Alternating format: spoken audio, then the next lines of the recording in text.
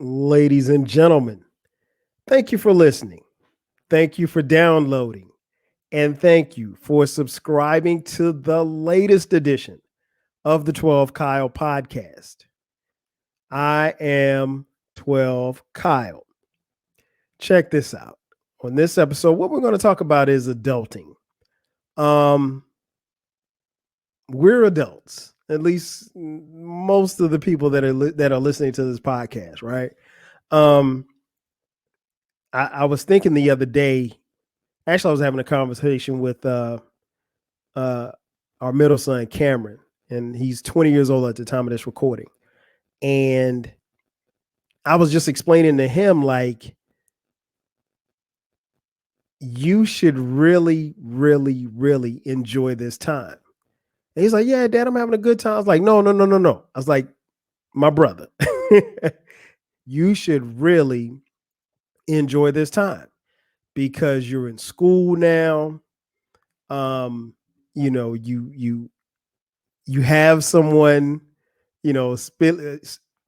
splitting the bills, if you will. I don't want to say splitting the bills. We fit the bill. I should say that. Fitting the bill for you. You know, um, you don't have any responsibilities. Your only job is to go to school and get good grades. Um, to quote the famous philosopher Nazir Jones, life is good. You know, and I was just explaining to him like you're a young adult, but you're not an adult yet, so you don't have to worry about adult things.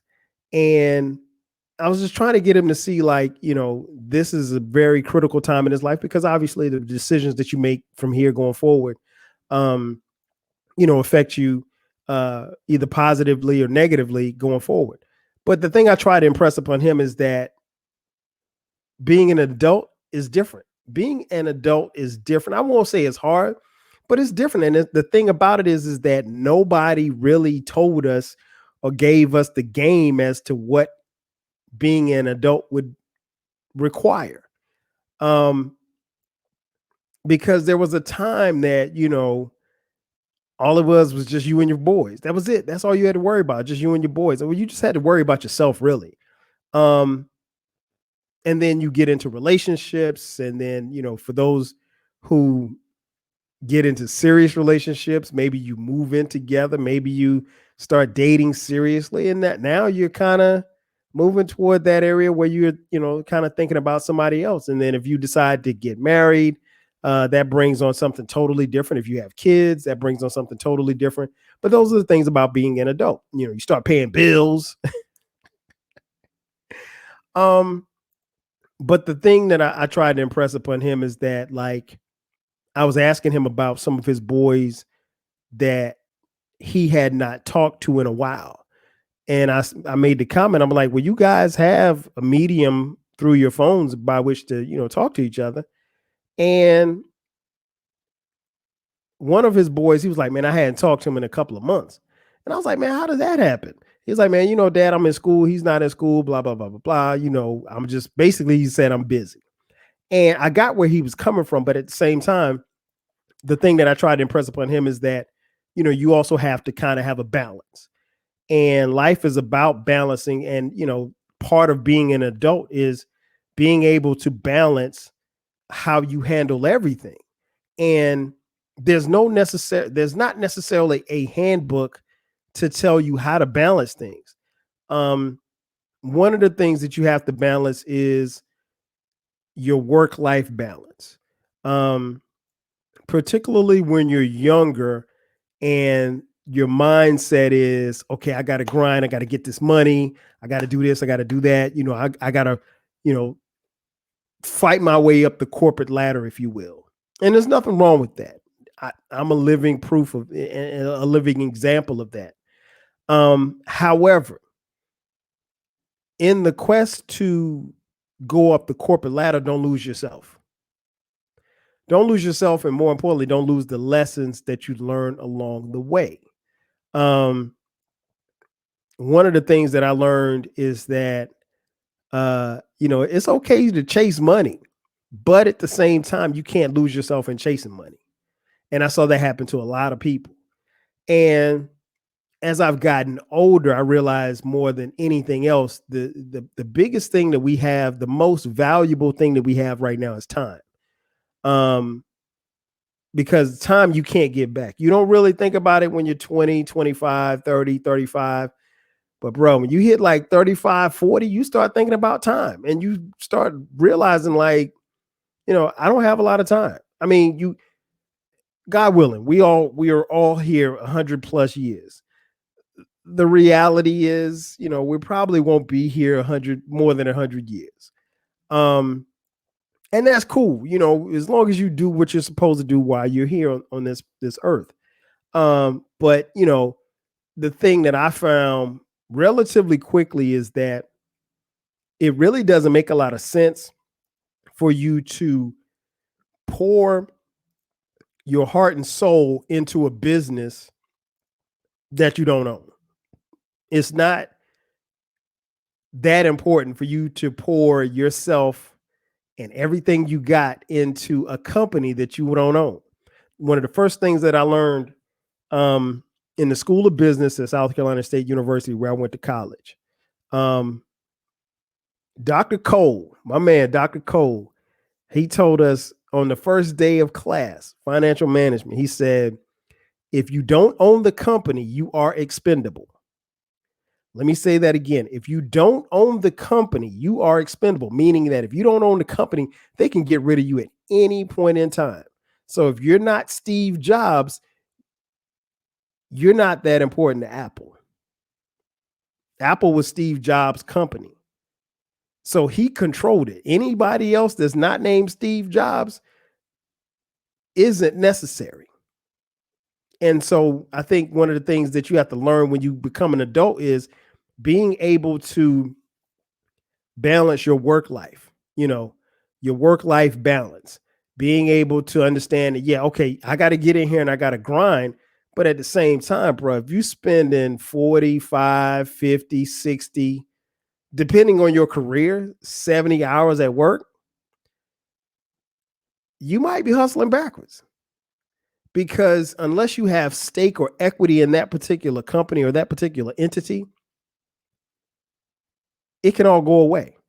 Case in point, like I remember probably about 20 years ago, there was like this huge wave of layoffs. This was like right before the mortgage crash. I guess it was longer than 20 years ago. It was like 07, 08, somewhere around there. Or close to 20 years ago, I should say. And so it was the thing that I learned from that in watching a lot of people lose their jobs is that the days of working for General Motors for 30 years and retiring and getting a nice fat pension and riding off into the sunset, those days were long gone.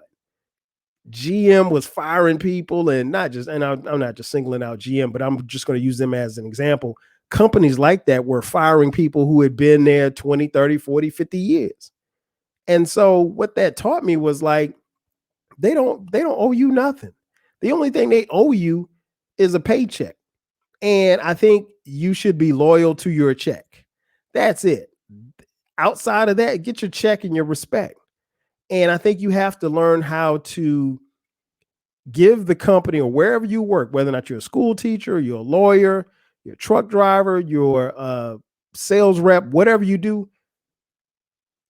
work for your money, but at the same time, learn how to not give all of yourself to that particular entity, because you give all yourself to that particular entity, when it's all said and done, you may not have nothing left for you.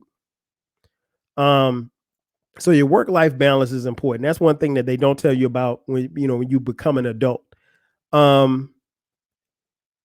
Friendships, balancing friendships. That can be, if you want it to be, difficult. But it's only as difficult as you make it to be. And the reason why I say that is because I don't care how many friends you have. I don't care how many people are in your phone, in your address book in your phone. you can keep in touch with whoever you want to keep in touch with, and vice versa. And I kind of have this thing where, like, I will go through my phone sometimes and I'll just scroll. And if it's somebody that I haven't talked to in a while, or anytime somebody comes across my mind, I shoot them a text. And I did say, now I'm not somebody who's big on resolutions, but I did say, in this new year of 2023, at the time of this recording, I was going to do a better job as a friend in staying connected with people that I consider to be friends.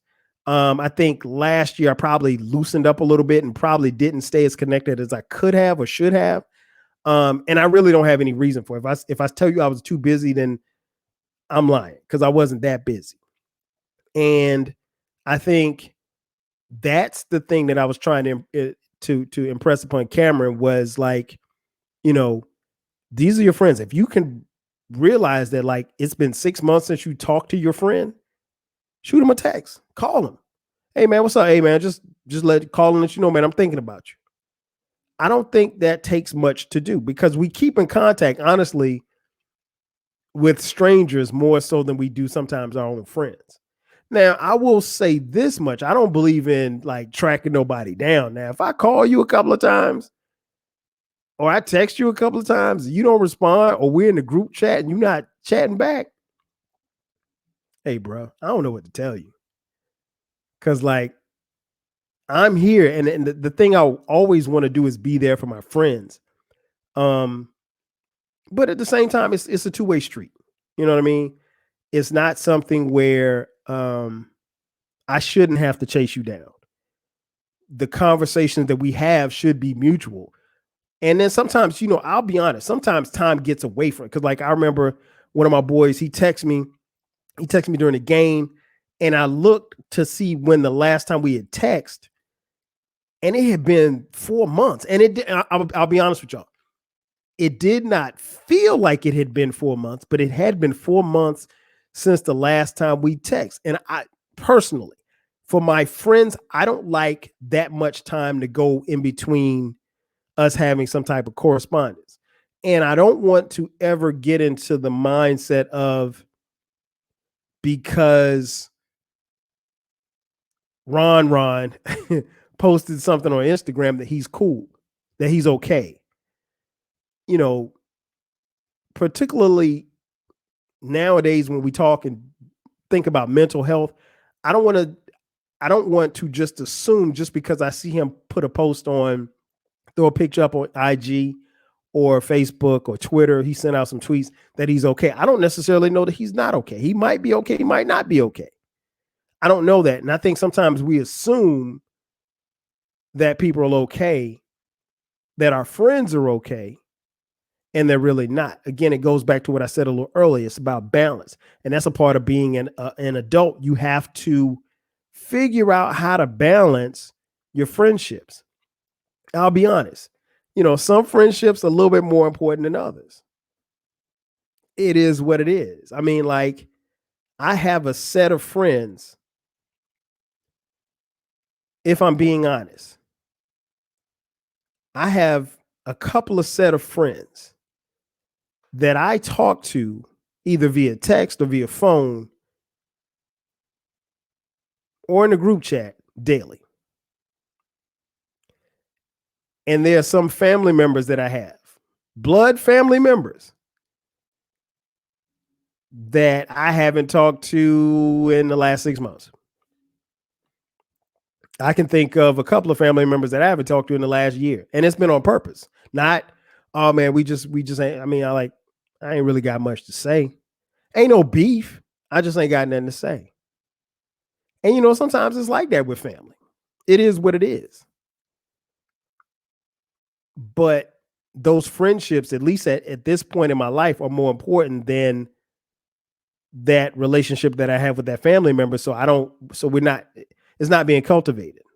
And honestly, I'm okay with that. But the thing I was trying to impress upon Cameron was, like, look, you have a means. It's not like how it was back in 95. Like, my boys that went off to different colleges and military, I mean, like, we had to keep in touch via letters. Nobody could nobody could shoot somebody a text and be like, yo, what up? Like that. I mean, things would have been dope if we had the internet in 1995, but we didn't. And I tell the story all the time about my homegirl, Dr. Jamel, who when she was an undergrad at Duke, she sent me a letter, and because we write each other all the time, it's like one of my best friends. And she sent me a letter, and at the end of the letter, she said, "Hey, this is my electronic mail address." And I hit her back like, "Yo, what is electronic mail?" I don't know what y'all got to do, but electronic mail ain't at South Carolina State. We got the post office on campus. You know what I'm saying? So, but maintaining friendships, I think, is important. And there's also the thing I was telling Cameron too. There's also the dynamic of the male-female friendship that you try to maintain once that person has a significant other. And he and I had a very interesting conversation because he's a lot like me. When I was in college, I had a ton of female friends. And I still have a lot of female friends, but I'll be honest, most of my female friends from college, I don't talk to like on a regular basis. I mean, we'll see each other at homecoming, or they'll jump on Facebook or shoot a tweet or whatever like that, but we don't talk, like call them up on the phone type stuff. Most of the women that I talk to that are my friends are the ones that I knew from, being a shorty when I was in either elementary school or high school. And that's I could probably count them on one hand.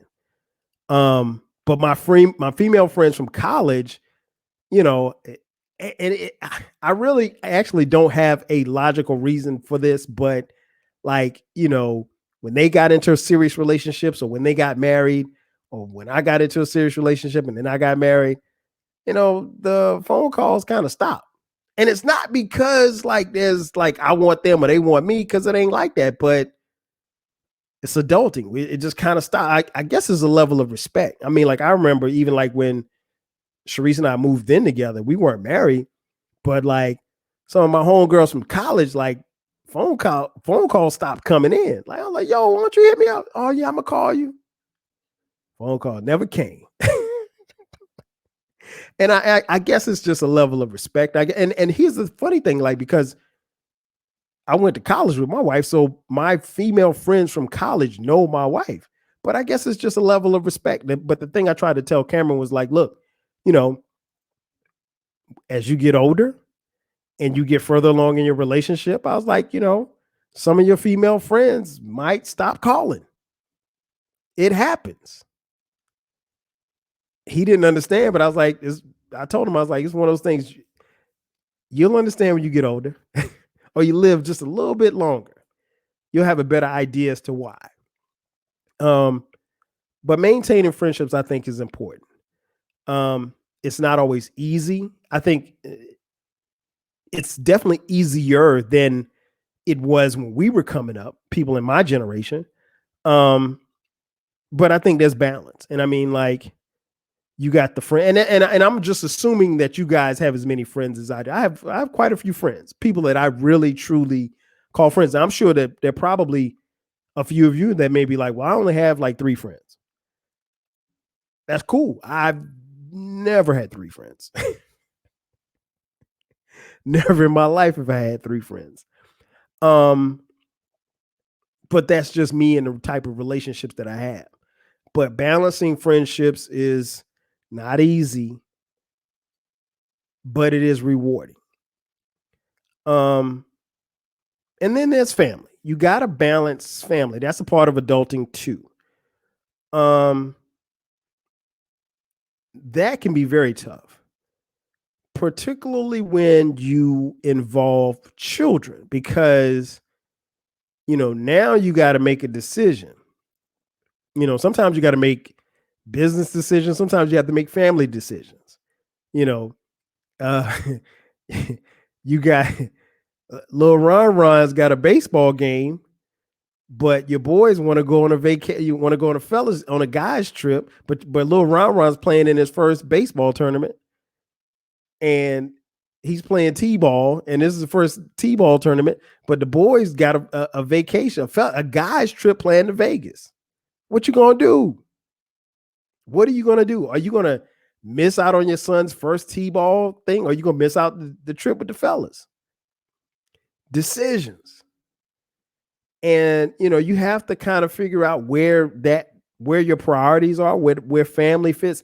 You don't want to miss events for your kids, but assuming that you get married, when you start talking about family, it involves the kids and your wife. Because here's the thing.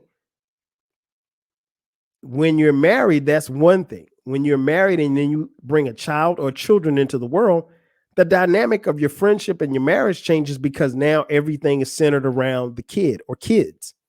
So you have to figure out how to balance your time between your kids and also having that special time for your spouse. And honestly, a lot of couples struggle with that. A lot of people struggle with that. And I can understand how it happens, because it's not really something that you can plan for. It's really one of those things that is constantly evolving, and it's constantly evolving because you're constantly evolving, and the time that you need will vary. And then you also need that time. And I just speak for myself personally.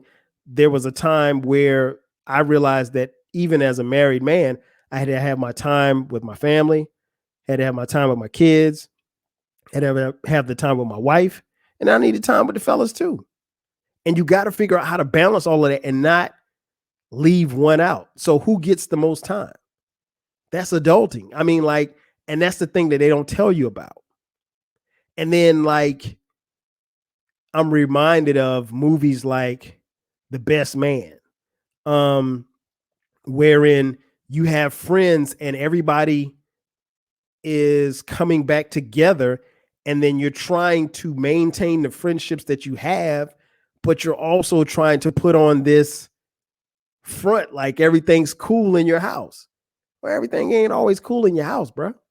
I mean, let's just be real. Now, you're going to have issues. You're going to have family issues. You're going to have kid issues. You're going to have issues with yourself. So, when you come around your friends back at homecoming or at the couples trip, everything ain't going to be everything ain't going to be sweet. But I think being able to balance family is important. And then again, like I mentioned earlier, you have to have your you time. And again, this is stuff that nobody tells you when you're 18, 19. When you're 18 and 19, the only thing you wanted to do was get out of your mom's house, get out of your dad's house, get out of grandma's house, and be grown. But being grown comes at a price. And nobody tells us how much it's going to cost. It costs a lot. I mean, if I could jump in a time machine right now and be 16 years old again, man, listen, I'd do it in a minute, in a New York minute. I wouldn't change anything, but I would love to go back to the time where that's what it was. I mean, that's never going to happen unless one of you can create a time machine. But I mean, like I said, being able to balance is part of adulting. And here's the thing. Not only do you have to balance your work life, you have to balance work, you have to balance friendships, you have to balance family, you have to balance yourself, and you have to balance it all at the same time. And nobody can tell you how you're doing it or if you're doing it right. Because in your mind, you could feel like you're balancing it all. I talk all the time about one of my homeboys who, when he got married, like before he got married, he used to be in the club all the time. Like he would be in the club like damn near every night. And he just assumed that because he got married, that wasn't supposed to change. But like his wife was like, nah, bro, you married and that. And then they had a kid. And then she was like, we got a kid here. You can't be in the club every night. You can't be in the club till 2 or 3 o'clock in the morning on a random ass Tuesday night. That's not going to happen. In LA, are you crazy? But that's what he was doing. You know, he was just wilding like that. And, you know, it took him a minute to kind of figure it out.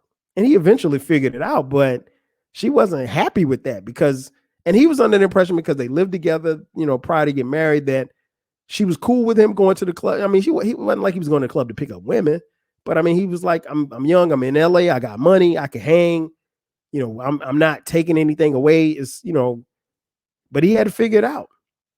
And so my advice to Cameron was just that, like, you have to figure it out. The thing about the difference between me and Cameron at 20 years old, nobody told me what adulting would be. The difference for him is that I told him. So he can never say that nobody told me because I told him. And in a roundabout way, I just told you. Ladies and gentlemen, that's going to do it for me. Thanks again for checking out this edition of the 12 Kyle podcast. I am your boy 12 Kyle. I'll catch you guys next time. 5 G's.